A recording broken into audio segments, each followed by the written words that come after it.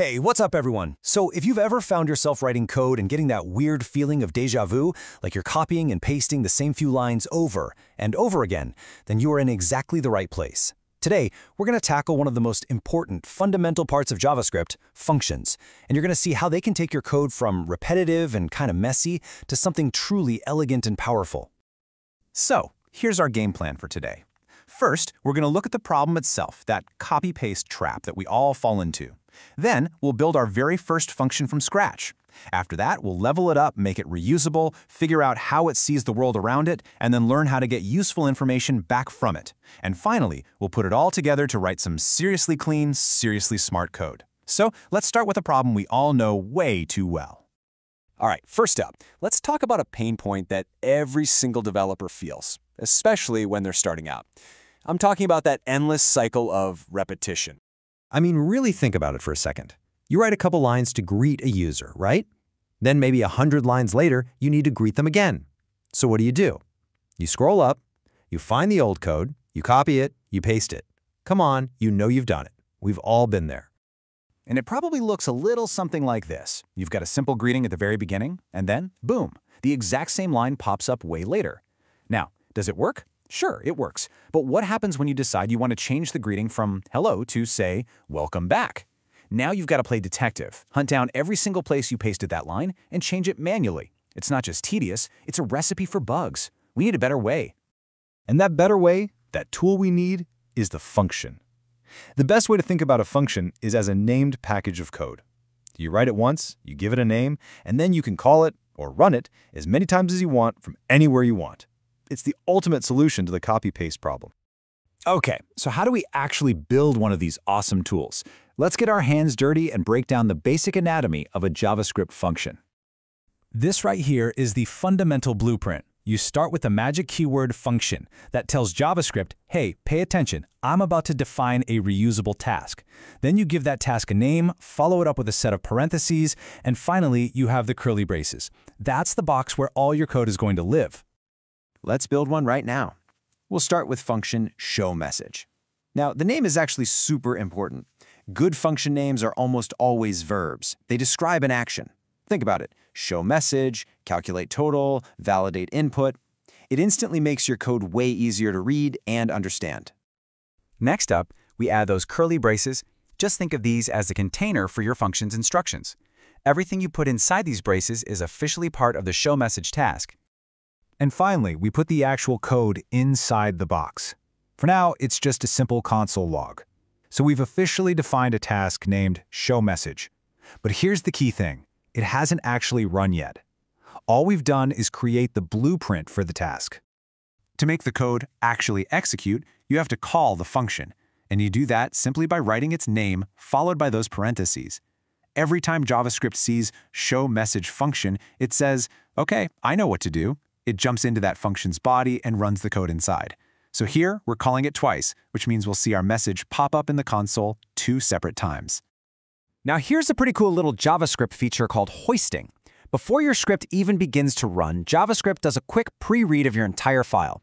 It finds all the function declarations, just like the one we made, and kind of makes a note of them. What this means is you can actually call a function on line 5 even if you don't get around to defining it until line 20. Pretty neat, right? It just works. Okay, our first function works, which is awesome, but it's not very flexible, is it? It does the exact same thing every single time. So let's level up. Let's see how we can make our functions truly powerful and reusable by giving them some input to work with. This is honestly my favorite way to think about it. If a function is like a recipe for a task, then parameters are the ingredients you give it. You can use the same recipe to bake a cake, right? But by changing the ingredients, chocolate, vanilla, maybe strawberry, you get a totally different result each time. Let's tweak our function. Look inside the parentheses now. We have from and text. These are our parameters. You can think of them as placeholders or empty boxes, waiting for the data we'll provide later. And notice how inside the function we can use from and text just like their regular variables to build our message. And this is the payoff. When we call the function, the actual values we pass in are called arguments. So Anna and hello are our arguments. They get passed into the function and they fill in those from and text parameter placeholders. Now we can call the exact same function with different arguments and get completely different outputs. This is reusability in action. So a really common question is what happens if you forget one of the arguments? Well, in this case, we only passed in a value for from. Since the text parameter never received a value, JavaScript gives it a default value of its own, undefined. It's basically JavaScript's way of shrugging and saying, hey, I have a box here for text, but you didn't give me anything to put in it. Luckily for us, modern JavaScript gives us a really clean way to handle this. We can set a default value right there in the parameter list. By writing text equals no text given, we're telling our function, look, if an argument for text isn't provided when you're called, just use this string instead. This makes our functions way more robust and predictable. It's like a safety net. All right, time to tackle a really crucial concept, scope. Scope is all about what variables a function can see and what it can't. Think of it as the function's own little bubble, its own view of the world. For example, take a look at this email variable. It's declared outside our function in what we call the global scope. The key takeaway here is that our showInfo function can reach outside of its own curly braces, see that variable, and use it without any problems. It has access to the world outside its bubble. This is basically the rule book that JavaScript follows. When your function needs a variable, the first place it looks is inside its own body, its local scope. If it can't find it there, it widens the search to the outer, global scope. As soon as it finds a variable with that name, it stops looking and uses that one. And this comparison shows that rule perfectly. On the left, showUser looks for a user variable. It doesn't find one locally, so it looks outside, finds the global one, and logs global. Simple enough. But on the right, we declare a new variable called user inside the function. This is a local variable, and because JavaScript always looks locally first, it finds this one, logs local, and completely ignores the global one. The local variable always wins. We call this shadowing. Okay, so far our functions have just been doing things, mostly just logging stuff to the console. But what if we need a function to do a calculation and then give us the result back?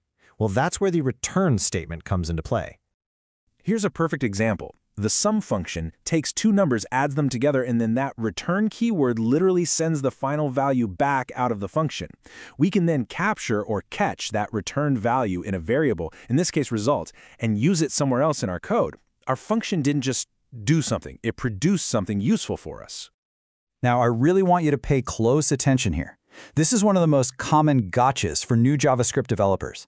I mean, the code looks totally fine, right? We just moved the a plus b to a new line to make it look a little cleaner. What could possibly go wrong?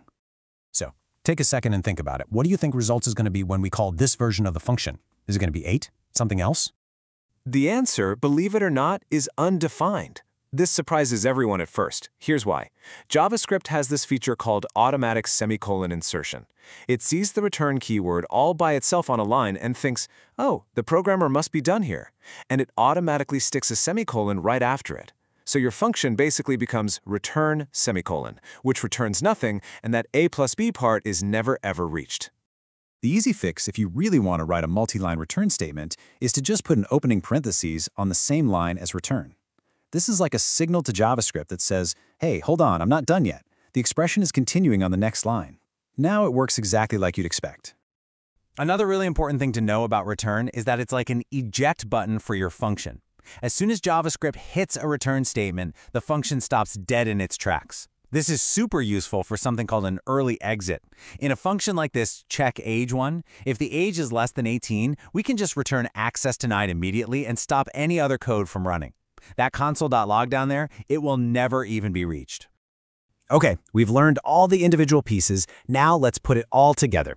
This is where we see how functions let us transform code that's complex and hard to read into something that's simple, elegant, and just makes sense. This is the art of refactoring.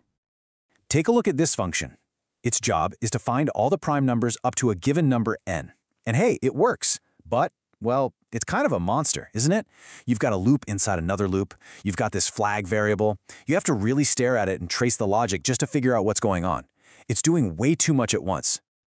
And that brings us to this classic quote from the legendary Martin Fowler.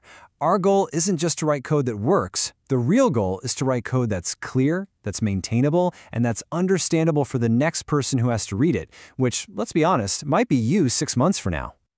So let's refactor this beast. The very first step is to pull out one single piece of logic into its own function. We'll create a little helper function called I prime. Its only job in the entire world is to take one number and tell us true if it's prime or false if it's not. That's it. It's short, it's focused, and it's super easy to understand. And now, look at our main showPrimes function. It's totally transformed. It's so much simpler now. It just loops through the numbers and asks our helper a simple question, almost like it's plain English.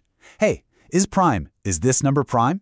If the helper says yes, we print it. All that complexity is now neatly tucked away, and our main logic is crystal clear. What we've just created is what developers call self-documenting code. By using small functions with really clear descriptive names like isPrime, the code itself explains what it's doing. You don't need to add a comment that says // check if the number is prime, because the function call isPrime I already tells you that perfectly. So let's wrap this all up. Functions are so much more than just a way to stop repeating yourself.